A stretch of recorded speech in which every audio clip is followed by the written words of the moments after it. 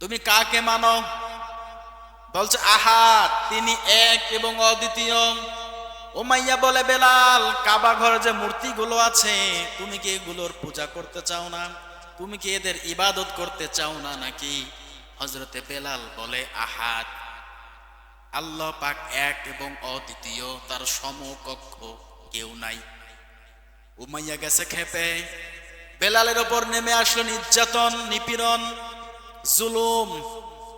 বেলালের মুখ থেকে আহাদ কথাটা কেড়ে নেওয়ার জন্য উমাইয়া উত্তপ্ত বালুর ভিতরে, বালুর মধ্যে বেলালকে শুইয়ে দিয়েছে আর আঘাত করছে। বলো, তুমি কাকে বলছো আহাদ? আমি তো তোমার মালিক, আমি তো তোমার প্রভু, তুমি তো আমার কেনা গোলাম, আর তুমি কাকে আহাত আহাত বলছো?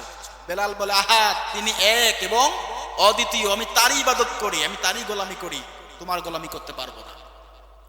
অত্যাচার, নিপীড়ন শুরু হয়ে গেল বেলালের উপরে।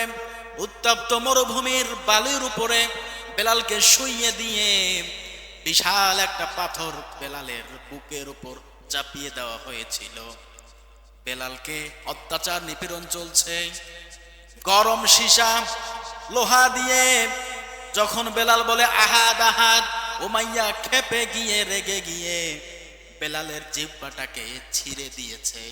এমনকি একটা পেরেক বেলালের জিহ্বার মধ্যে লাগিয়ে দিয়েছিল। বলি নাউজুবিল্লাহ। কত অত্যাচার বেলাল সহ্য করেছে।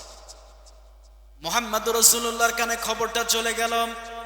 আহাদ বলার কারণে, আল্লাহ পাককে স্বীকৃতি দেওয়ার কারণে একজন মানুষকে উমাইয়া এতটা পরিমাণ নির্যাতন, নিপীড়ন করছে।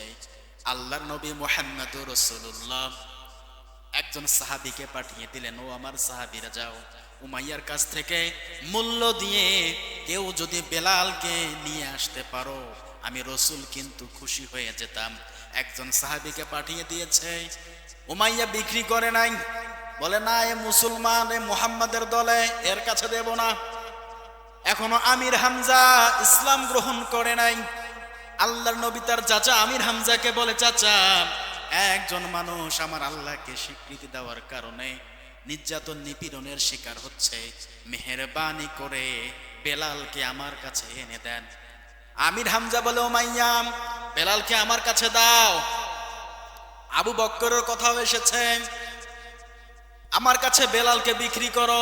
ওই সময়ের 40,000 টাকা এখন 40 কোটি টাকার সমান। বেলালকে চড়া মূল্যে ওখান থেকে কিনে নিয়েছে। বেলালকে কিনে নিয়ে সাহাবী বেলালকে কিনে নিয়ে আজাদ করে দিয়েছে, মুক্ত। হে বেলাল, তুমি এখন থেকে মুক্ত, তোমার উপর কেউ আর জুলুম, অত্যাচার করবে না।